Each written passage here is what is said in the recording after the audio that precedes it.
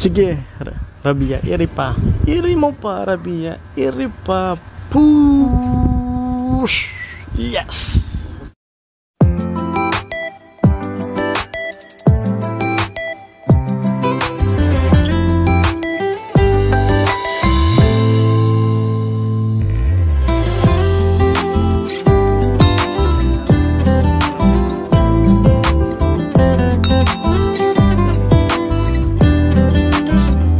Everyone guys, so my name is Jan. So, kaya kakauwi ko lang. And ito nga pala yung ating treats ngayon, Happy Tummy. So, matagal ko na rin siyang gamit.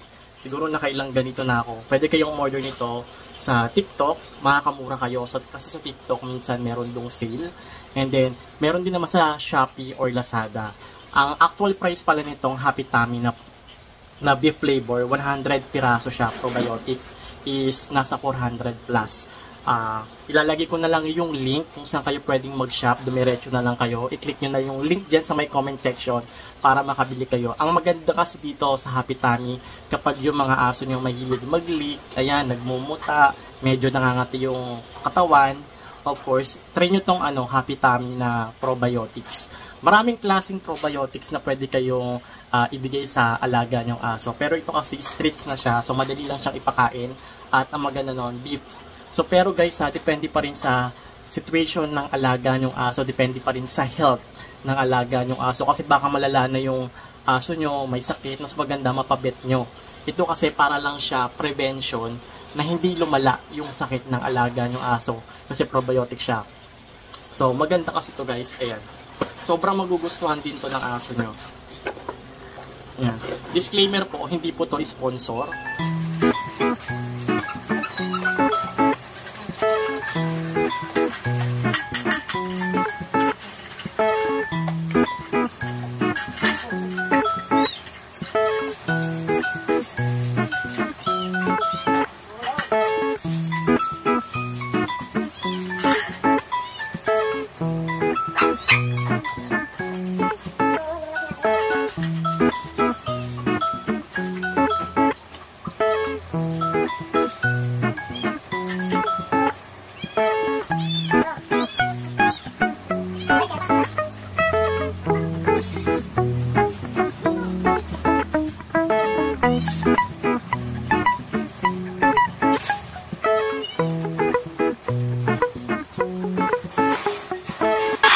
Alam nyo ba mga kapango, isa sa mga importante na minomonitor ko rin dito sa mga alaga kong aso, yung kanilang mga mata kasi masyadong sensitive.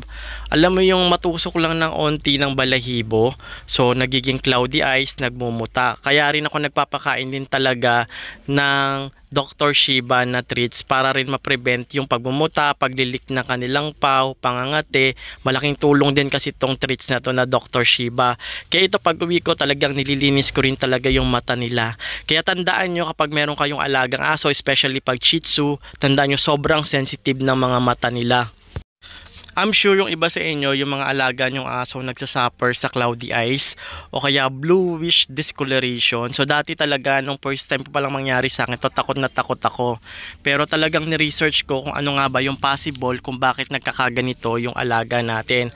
First, baka natutusok lang talaga or merong napunta sa loob ng mata niya. Second, baka meron siyang health condition.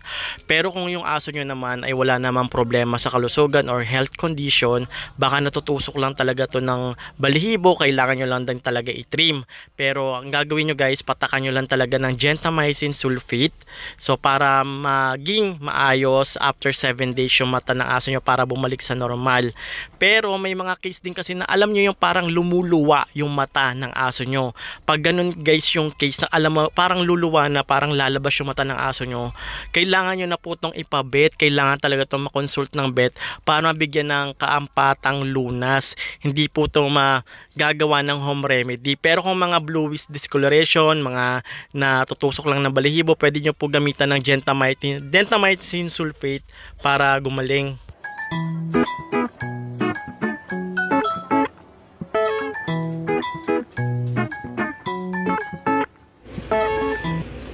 So guys, iniingatan ko talaga yung mata niya. Ayan.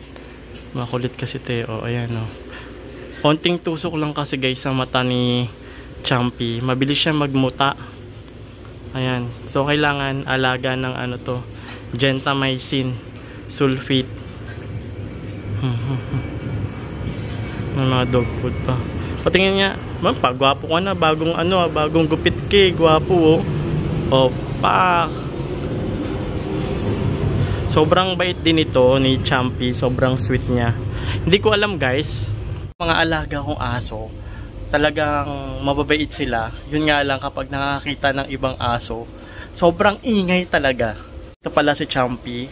So, si Champy at sila, yan, mga yan, si Princess, si Pochi, si Trixie, magkakapatid po sila. Tapos, magto 2 years old na rin pala sila this coming 2024 ng February. Tapos ito yung itsura niya guys, ayan. So, black na black din to. Ayan, tapos ang liit lang din niya, para siyang si Princess. Ayan, ang pinakaiingatan ko talaga dito, pati kay Pochi, yung mata nila. Sobrang bilis nila mag-cloudy eyes. Kaya meron ako parating antabay dito na ano, gamot. Yan, nilalagay ko lang yan dyan guys, para pag nakita kong nagmumuta na naman yung mata nila, nagka-cloudy na naman, eh, pinapatakan ko na agad. Pero, ang pagpapatak nito guys, 2 times a day. Depende guys sa case ha, baka may internal problem na yung aso nyo, may problema na sa health. So, maganda, ipacheck nyo sa vet para matest. Sa akin kasi to, gamay ko na itong mga alaga kong aso na si Champy, si Pochi, si Trixie, na kapag natutusok talaga yung mata nila ng balihibo, automatic magka-cloudy eye sila. Malalakas sila kumain, wala naman akong problema pagdating sa pagkain nila. Malakas din sila uminom ng tubig, yun lang talaga. Pero yung kapag yung aso nyo is kinalmot yung mata, nag-cherry, so mas maganda ipakonsult nyo sa vet. So ito nga pala si Champy, ayan. Champy. So kakapatak ko lang din sa mata niya. Kasi nakikita ko parang nagka-cloudy na naman. Kasi bagong groom din to. Ayan. Ang aking Pochi. Ayan si Pochi. Tignan niyo mata niya. Oh. Dati sobrang cloudy eyes nito. Pinag-groom ko na rin to ngayon. Patingin ng piece. Ayan si Pochi. Ayan. So ito iniingatan ko rin yung mata nito. Lalong-lalo na kapag sobrang ano ng balahibo niya. So yung size nito ni Pochi, standard size siya. Mas malaki talaga siya kumpara kay Champy kaganina. Si Champy yung kaganina, yung color black. Kasing laki niya si Trixie. Pochi, sobrang bait din ito ni Pochi. Wala rin akong masabi nito. At sobrang lakas din niya kumain. Ayan, gigigil na naman ako sa'yo. Siya yung sinama ko sa Tanay. Ito dapat yung ano, mga kapango, iiwan ko sa may Tanay. Tanay Rizal sa may campsite. Ayan, ito yan. Ayan, di ba? Kaso, kaya inuwi ko siya. Isang araw pa lang, pipilay-pilay na kasi kakatakbo-takbo dun sa may campsite, sa may SJ2 campsite. So nagpunta kami doon. Ano lang kami doon, overnight. Wala pa yata kaming overnight. Tapos, ayan, takbo siya ng takbo doon. Sabi ng mama ko na uwi ko na daw kasi baka mga ngayayat doon. Ito kasi malakas to kumain. Ang pinapakain ko lang din talaga sa kanya, dog food. Minsan may rice din talaga, minsan may ulam. Pero kapag pagod na ako galing trabaho, tapos syempre kailangan natin magpakain, ang pinapakain ko lang sa kanila minsan talaga dog food lang.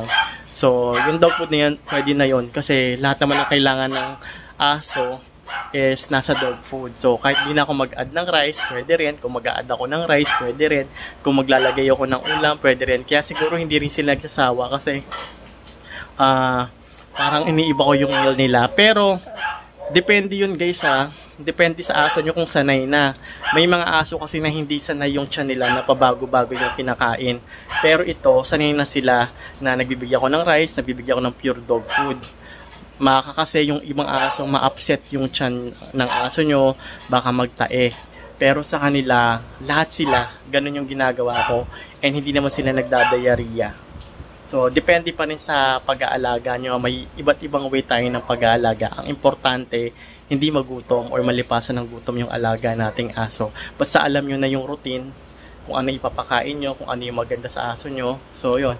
Pero sa akin, wala naman akong problema sa kanila. Ang pinoproblema ko talaga nila, mata. Kapag natutusok yung mata nila, sobrang sensitive talaga ng mata nila.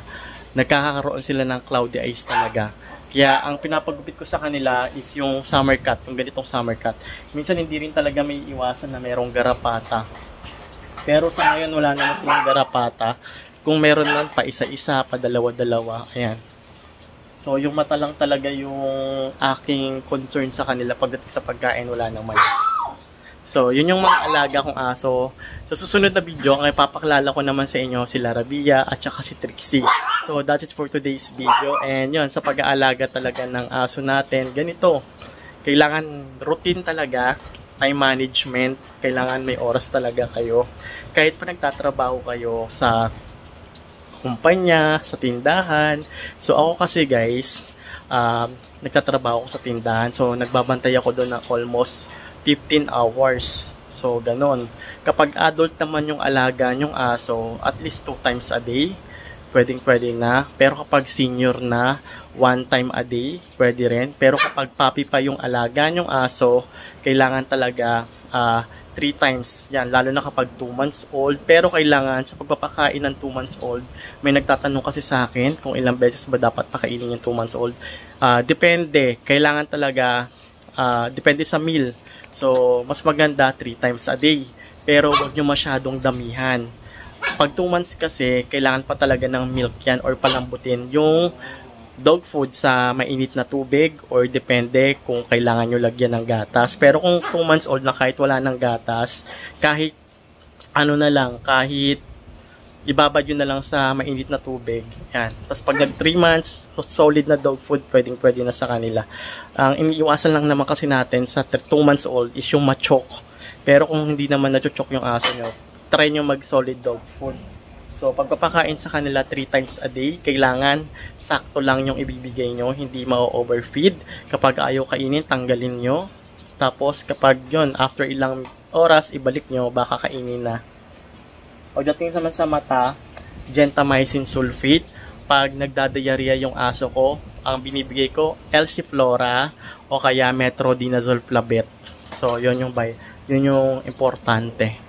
So, yun lang guys. That's it for today's video. In-update ko lang kayo sa mga alaga kong aso. And yun, huwag nyo kalimutan na supportahan po ang aking YouTube channel. Please subscribe.